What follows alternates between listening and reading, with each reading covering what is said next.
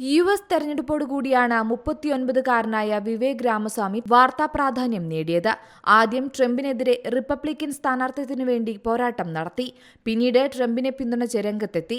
ട്രംപിന്റെ രണ്ടാം വിജയത്തിന് പിന്നാലെ എലോൺ മസ്കിനൊപ്പം ഡോജിന്റെ തലവനായി നിയമിതനായി. എന്നാൽ പിന്നീട് അദ്ദേഹം തന്നെ ആ സ്ഥാനത്തിൽ നിന്നും ഒഴിഞ്ഞു. ഏറ്റവും ഒടുവിലായി വിവേക് വീണ്ടും വാർത്താ പ്രാധാന്യം നേടുകയാണ്. അദ്ദേഹത്തിന്റെ സംസ്കാരവുമായി ബന്ധപ്പെട്ടാണ് ഇത്തരത്തിൽ സമൂഹ മാധ്യമങ്ങളിൽ ചർച്ചയാകുന്നത്. സ്വന്തം പാരമ്പര്യത്തെ ചൊല്ലി അവഹേളനം നേരിടുകയാണ് ഇന്ന് വിവേക് രാമസ്വാമി.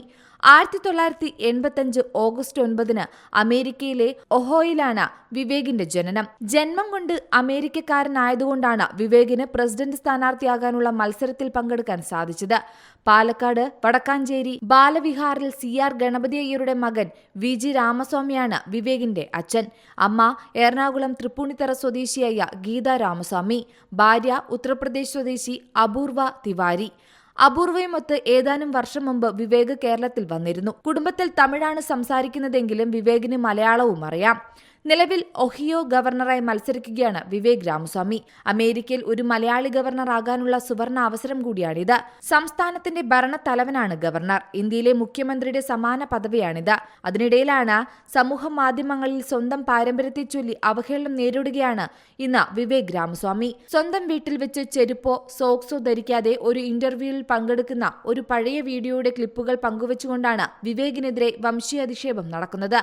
ഇന്റർവ്യൂ ചെയ്യുന്ന ആളുടെ മുന്നിലെ കസേരയിൽ ചെരിപ്പിടാതെ ഇരിക്കുന്ന വിവേകിന്റെ ചിത്രം പങ്കുവച്ചുകൊണ്ട് ആന്റി അമേരിക്കൻ, അപരിഷ്കൃതർ തുടങ്ങിയ പദപ്രയോഗങ്ങളാണ് വിവേകിനെതിരെ സമൂഹ മാധ്യമങ്ങളിൽ നിന്നും ഉയരുന്നത്.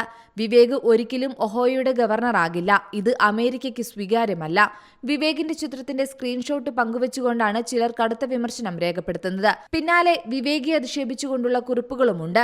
അമേരിക്ക ഇടത്തരം നിലവാരത്തെ വിലമതിക്കുന്നുവെന്നും അതിനാൽ ലോകോത്തര എഞ്ചിനീയർമാരെ സൃഷ്ടിക്കാൻ കഴിയില്ലെന്ന വാദത്തെ ഓർമ്മപ്പെടുത്തിക്കൊണ്ട് കമന്റുകളുണ്ട്. മിക്ക കുറിപ്പുകളും വിവേകിന്റെ ഇന്ത്യൻ വംശപാരമ്പര്യത്തെ കുറ്റപ്പെടുത്തിക്കൊണ്ടുള്ളതായിരുന്നു. അതേസമയം ചിലർ വിവേകിനെ പിന്തുണച്ചുകൊണ്ടും രംഗത്തെത്തി. തങ്ങളും സ്വന്തം വീടിനുള്ളിൽ ചെരുപ്പുകൾ ഉപയോഗിക്കാറില്ലെന്ന് വിവേകിനെ പിന്തുണച്ച് മറ്റുള്ളവർ അഭിപ്രായം രേഖപ്പെടുത്തി. International desk Zee Malayalam news.